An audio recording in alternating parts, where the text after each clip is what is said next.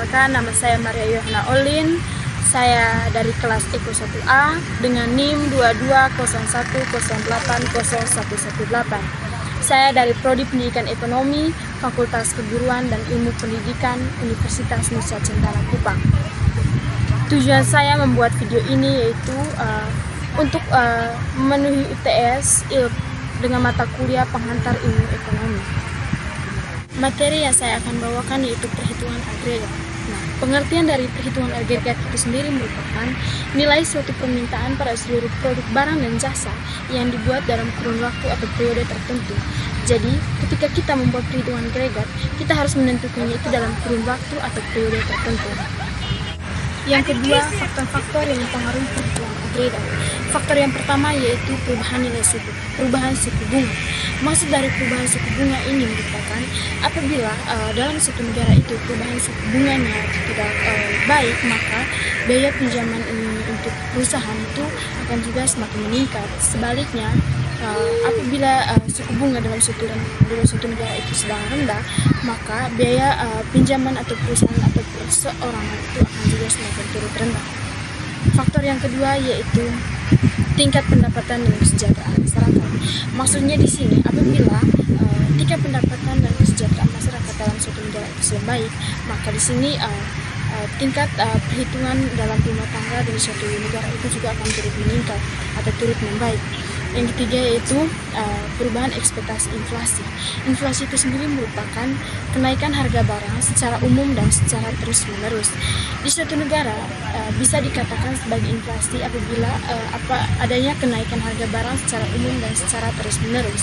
Sebaliknya, apabila tidak adanya kenaikan harga barang secara terus-menerus, maka dia tidak bisa dikatakan sebagai inflasi. Faktor yang keempat yaitu perubahan nilai tukar mata uang.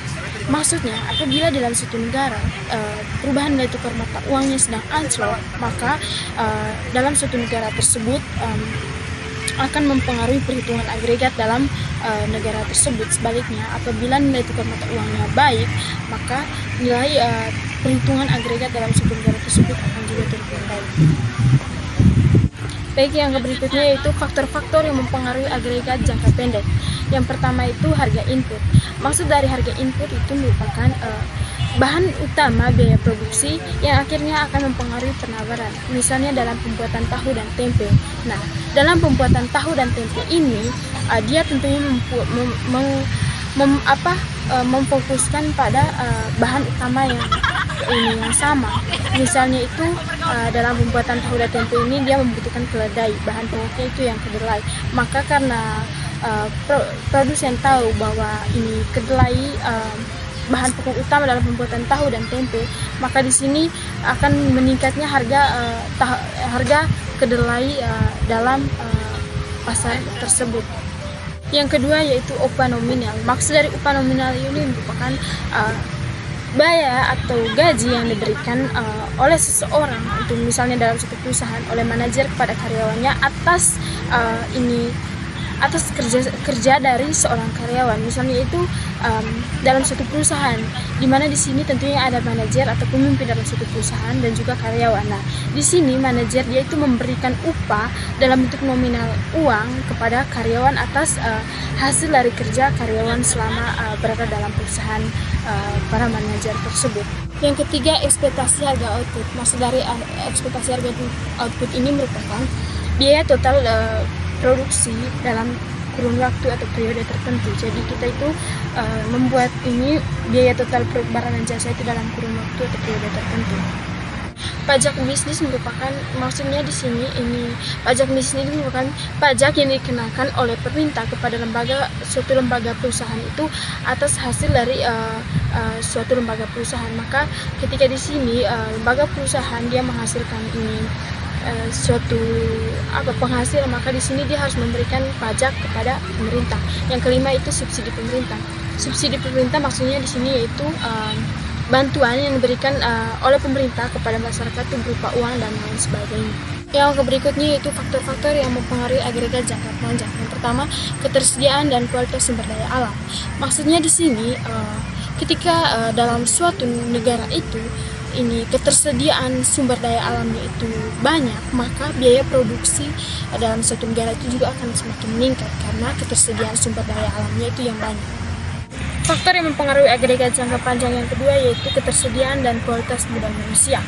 Maksudnya di sini, apabila dalam suatu negara ini ketersediaan kualitas modal manusianya itu meningkat atau banyak, maka di sini akan mempengaruhi yang namanya perhitungan agregat dalam suatu negara itu juga akan semakin meningkat karena ketersediaannya itu para pekerja yang baik dalam suatu negara atau ketersediaan sumber daya manusia yang meningkat dalam negara tersebut. Yang ketiga yaitu ketersediaan dan kualitas modal fisik. Maksudnya di sini tentunya ketika seseorang bekerja dalam suatu perusahaan, maka di sini dia harus memiliki fisik yang kuat untuk bekerja dalam perusahaan tersebut. Di sini dia tidak boleh, apabila dia memiliki sebuah penyakit, dia tidak boleh bekerja di sebuah perusahaan tersebut, atau karena keadaan atau kondisi atau fisiknya itu tidak memungkinkan untuk bekerja dalam perusahaan tersebut, maka dia tidak bisa bekerja dalam perusahaan tersebut. Yang keempat itu teknologi. Maksudnya di sini, apabila teknologi dalam suatu negara itu canggih atau semakin meningkat, maka tentunya akan memperlancar kegiatan produksi atau kegiatan produksi dalam suatu negara. Di mana di sini apabila dalam suatu perusahaan ketersediaan teknologi itu semakin baik, maka di sini akan mempermudah perusahaan dalam memproduksi suatu barang. Yang berikutnya yaitu komponen perhitungan agregat. Yang pertama itu konsumsi. Konsumsi dapat mewakili tingkat pengeluaran rumah tangga untuk barang dan jasa.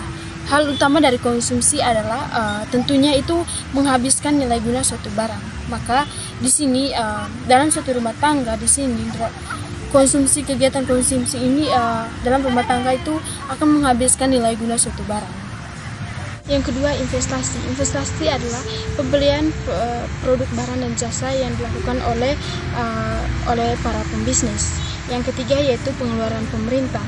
Maksud dari pengeluaran pemerintah yaitu dianggap sebagai variabel eksogen yang disebabkan oleh berbagai variabel ekonomi yang didasarkan tidak mampu memberikan pengaruh pada keputusan pengeluaran.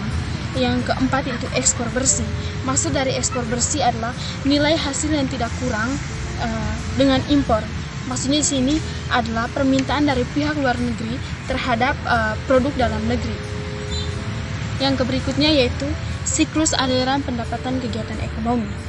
Dalam siklus aliran pendapatan ekonomi ini terdapat yang pertama perekonomian 4 sektor. Dalam perekonomian 4 sektor ini terdapat rumah tangga, yang kedua pemerintah, yang ketiga perusahaan, dan yang keempat sektor luar negeri.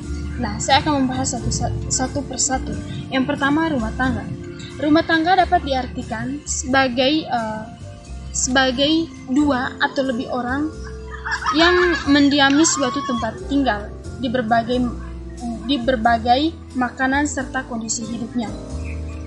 Yang berikutnya adalah perusahaan. Perusahaan di sini yaitu tempat untuk melakukannya kegiatan produksi. Di sini di mana perusahaan itu ada yang terdaftar dan ada yang tidak. Di dalam perusahaan ini terdapat hubungan dengan rumah tangga. Maksudnya di sini perusahaan dia itu meliris produk yang bermanfaat bagi masyarakat. Di sana perusahaan mendapatkan penghasilan interaksi jual beli yang dilakukan di pasar. Yang kedua itu hubungan dengan pemerintah. Di mana di sini perusahaan menyetorkan pajak kepada pemerintah serta menjual barang dan jasa kepada pemerintah melalui pasar. Yang ketiga hubungan dengan luar negeri. Di mana di sini perusahaan mendapatkan produk dari luar negeri, kemudian memperoleh produk dari yang sama dari luar negeri. Yang berikutnya yaitu pemerintah. Di sini di Indonesia pemerintah itu memiliki sektor ekonomi yang cukup besar. Ya, sebab di sini pemerintah bertindak sebagai pelaku sekaligus penghantar kegiatan ekonomi, di mana secara umum peran pemerintah dalam perekonomian antara lain yang pertama itu mengalokasikan sumber-sumber secara efisien. Yang kedua, menjaga kestabilan sosial. Yang ketiga, menstabilkan perekonomian. Yang keempat, sementara itu hubungan pemerintah dengan sektor lain. Yang pertama, hubungan dengan rumah tangga. Pemerintah menerima pembayaran pajak dari rumah tangga untuk pengembangan, operasional, serta kebutuhan lain yang berdampak bagi negara. Dalam berbagai keadaan, pemerintah memberi bantuan kepada rumah tangga yang membutuhkan perekonomian. Yang kedua, hubungan dengan perusahaan, di mana di sini pemerintah menerima pajak sekaligus dapat membeli produk perusahaan dengan anggaran belanja yang dimiliki. Yang ketiga, hubungan dengan negara lain. Maksudnya di sini pemerintah membangun kerjasama dengan negara lain supaya di sini meningkatkan produktivitas dalam. Yang berikutnya itu sektor luar negeri. Hubungan sektor luar negeri ini terdapat dua. Yang pertama, hubungan dengan rumah tangga.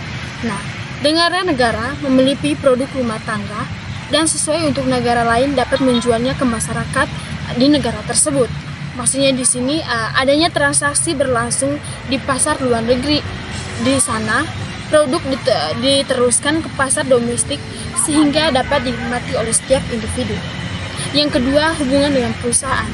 Maksudnya di sini negara lain dapat menjual produk ke perusahaan, barang terjun ke pasar domestik, kemudian diteruskan ke pasar barang.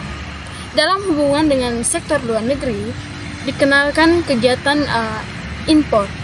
Dua kegiatan tersebut plus minusnya masing-masing, tetapi secara umum kegiatan ekspor lebih menguntungkan daripada kegiatan impor. Baik, terima kasih. Itu saja materi yang saya bawakan. Sekian dan terima kasih.